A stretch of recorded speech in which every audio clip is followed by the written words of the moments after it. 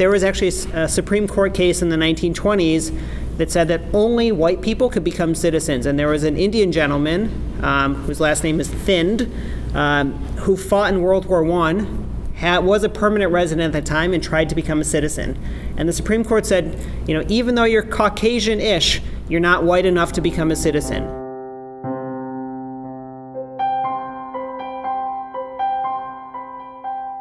I co-founded a company in Stillwater, Oklahoma named Plasma Bionics.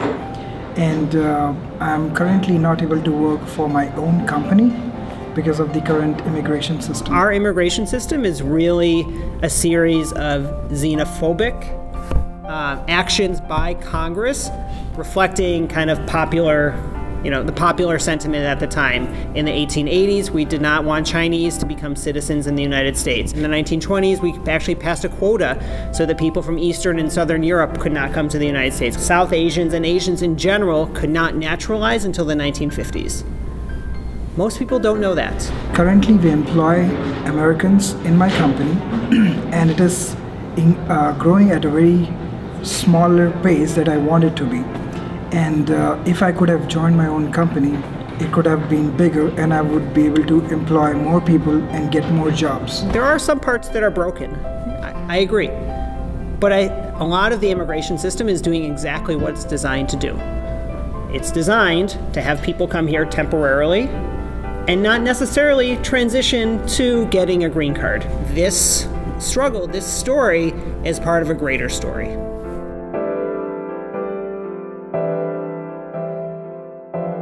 I have a girlfriend, she's in India, and I wanted to marry her and then get her in United States. But I also hear that the H4 EAD and the other things related to that is going to be nullified pretty soon.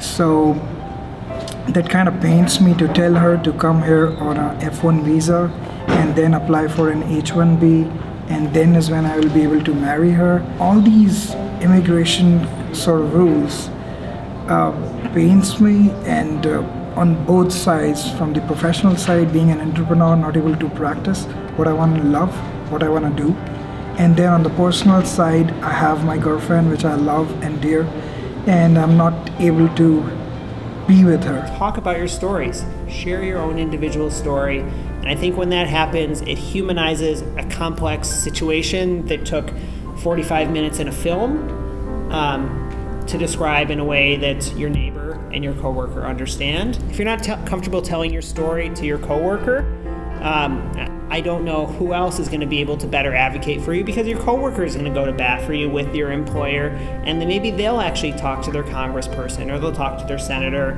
or they'll tell their friends and say, there's this lovely person who works with me, but due to A, B, C, and D, they're not going to be able to stay here in the United States, and that's really unfair.